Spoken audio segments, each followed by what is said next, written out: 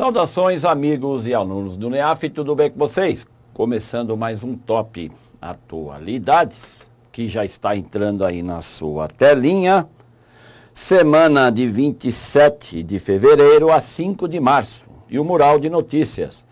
Supremo decide manter anistia a desmatadores, concedida pelo Código Florestal.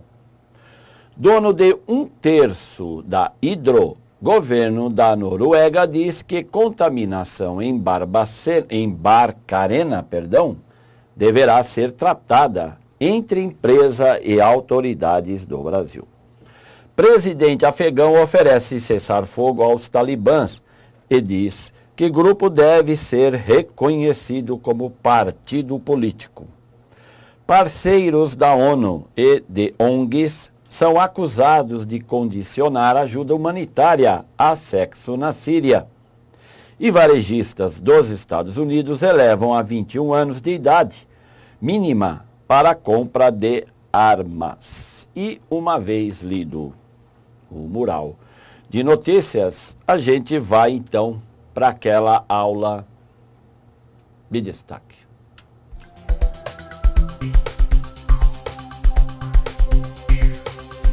E vamos então para aquela aula de destaque, que é o Supremo decidindo aí manter anistia a desmatadores, concedida pelo Código Florestal. Então, quem é que disse que o crime não compensa, não é? Então, se o Supremo decidiu anistiar os criminosos ambientais, voa lá, parabéns, estão perdoados e, é claro, continuarão a manter esse crime em dia. A minha ironia aqui tem algum sentido, não é? Afinal de contas, o Brasil é o maior desmatador do mundo. Só isso. E é claro que com a contribuição, né, e a conivência da justiça, fica tudo muito mais fácil.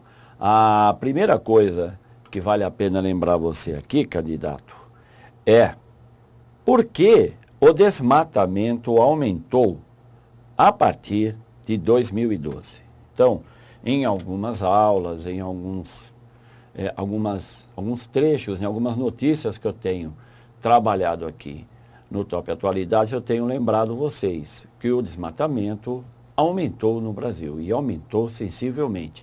Não aumentou só na Amazônia, aumentou também no Cerrado e aumentou também na Mata Atlântica, onde a SOS Mata Atlântica acusa que de 2012 para cá houve aí um aumento de 30% no desmatamento da mata nativa que ainda resta da antiga Mata Atlântica, né? Afinal de contas, o Brasil, esse país que foi lembrado, né, desde o seu registro de nascimento, que é a Carta de Pero Vaz de Caminha, lá em 1500, então isso já era, né, enaltecido aí, né, elogiado a natureza que foi encontrada aqui pelos ibéricos no Brasil, né, que ainda nem tinha esse nome, obviamente. E aí o que ocorre? De lá para cá, nossa mata nativa foi sim sendo devidamente destruída. Isso ocorreu no mundo inteiro, claro, não é só no Brasil, mas acontece que sempre é importante lembrar, porque afinal de contas geografia não é uma matéria muito apreciada pela grande maioria dos estudantes. Aliás, nenhuma matéria, né? Dependendo da escola, nenhuma matéria. Mas geografia não tem lá muito atrativo para a grande maioria dos estudantes, seja ele de ensino particular ou do ensino público. Mas aonde eu quero chegar? Nós temos 3 grandes conjuntos de mata natural no Brasil, ou tínhamos, né? A Amazônia, que é muitas vezes lembrada como a maior floresta equatorial, né, tropical do planeta, e de fato ela ainda é. Nós temos também o Cerrado, que é a maior floresta nativa do Brasil, e temos a Mata Atlântica, ou tínhamos a Mata Atlântica. A Mata Atlântica foi a primeira a pagar pelo preço da chegada do europeu aqui, né? Na questão da ocupação, da chegada da agricultura, da monocultura da cana, principalmente, a Mata Atlântica começou a ser aí retirada do seu ambiente aí ao longo da costa atlântica do Brasil. Muito bem. Quanto resta atualmente dessa mata? A SOS calcula aí 5%. É por aí. Alguns falam 7, outros 5. Em cima dessa pequena porção que ainda resta da Mata Atlântica, que eu acabei de dizer para você, que a partir do Código Florestal, que foi refeito e aprovado em 2012, a Mata Atlântica teve um aumento também do desmatamento. O cerrado, que é, nos últimos anos, o que mais tem sido desmatado, também. E é claro que a floresta amazônica também. Lembro vocês aqui que o principal desmatador, a principal causa do desmate na Amazônia é o gado, é o boi, né, o Nelore.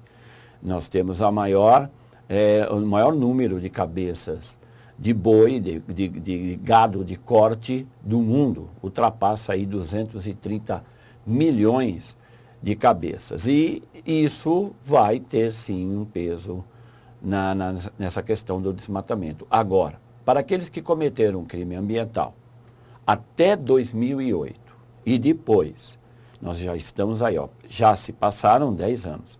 O Supremo julgou agora e anistiou esses criminosos. Muito bem. Então, está mais que provado que cometer um crime, às vezes, compensa. Então, é o que você vai verificar aí, né, é o que a gente está colocando aí para você, né, fechando aqui a última slide, né, onde você tem um link aí para verificar. Né, como eu já acabei de lembrar, em novembro de 2006, o Greenpeace, que é essa ONG, revela que houve um aumento de 29% de desmatamento na Amazônia, e a SOS Mata Atlântica registrou que houve um aumento não de 30%, como eu falei, né? Eu fiz uma pequena confusão, mas sim de 57% no que resta ainda da Mata Atlântica aqui do litoral brasileiro. Então, tudo isso, e com a conivência da Justiça, o Brasil continuará a ser o primeiro aí na fileira dos países que mais desmatam no mundo. Assim, o primeiro é o Brasil, o segundo é a Indonésia, que também tinha aí uma enorme quantidade de floresta aí ao longo das suas ilhas. Então, você depois confere aí no link, vai fazer a sua pesquisa. Fechou?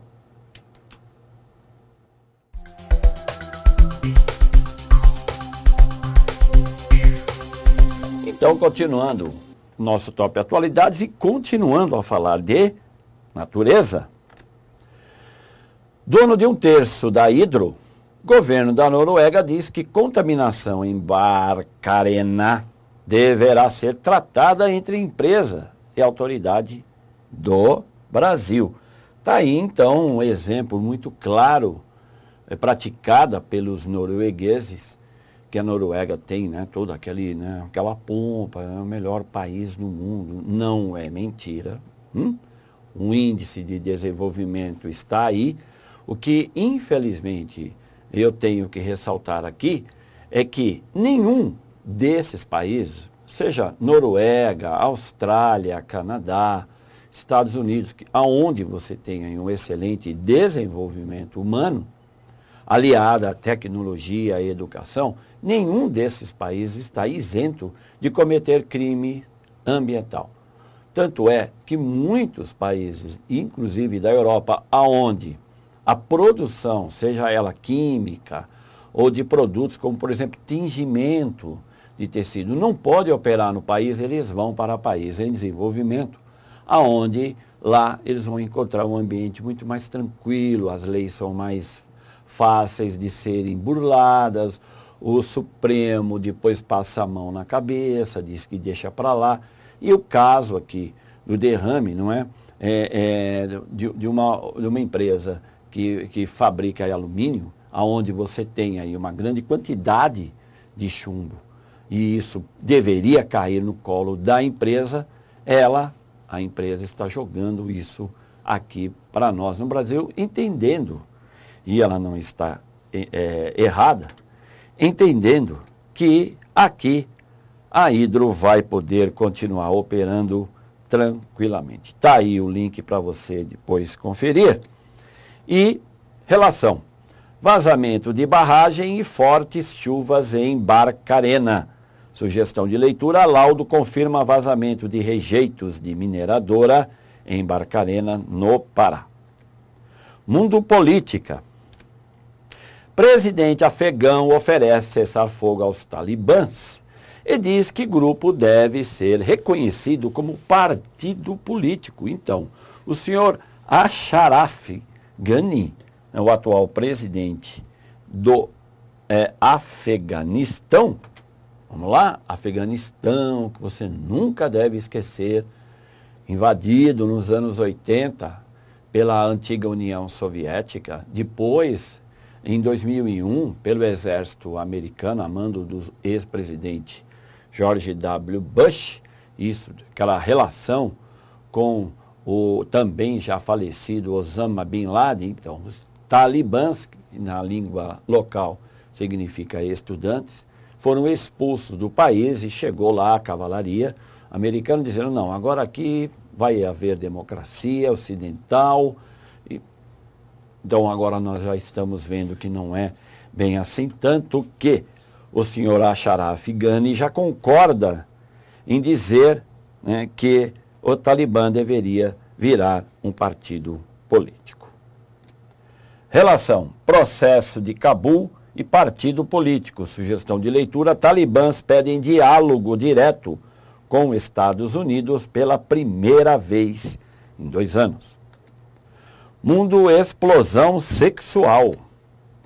Parceiros da ONU e ONGs são acusados de condicionar ajuda humanitária a sexo na Síria, e isso é uma acusação extremamente grave, porque afinal de contas mancha aí de uma forma que Cândida não vai conseguir suavizar, instituições sérias e humanitárias, né, que trabalham na área humanitária, como é o caso aqui da ONU.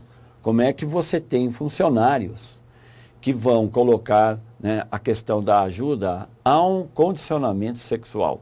Isso é de um escândalo maior do que ocorreu lá em Hollywood, muito mais grave, porque você vai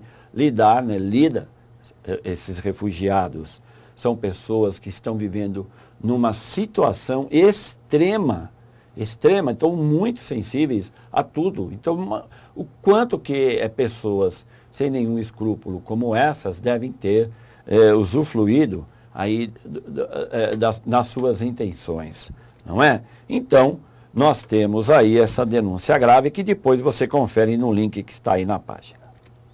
Relação: explosão sexual e casos de abuso foram denunciados. Sugestão de leitura: Oxfam investiga 26 novos casos de abuso e assédio sexual. Mundo armas.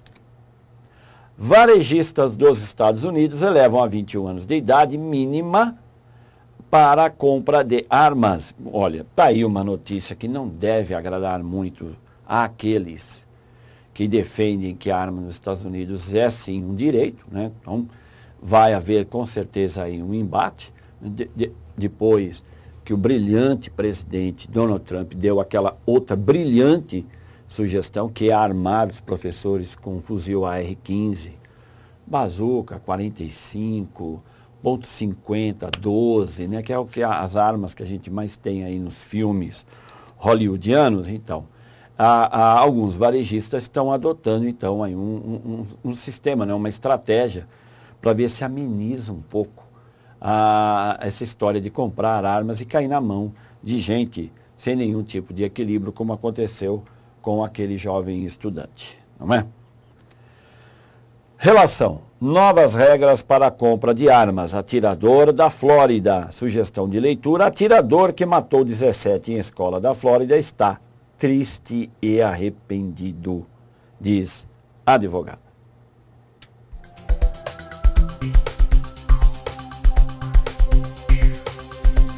E vamos então, aqui a solução do desafio da semana passada. Se você não viu qual é a questão, ela está aí na sua tela.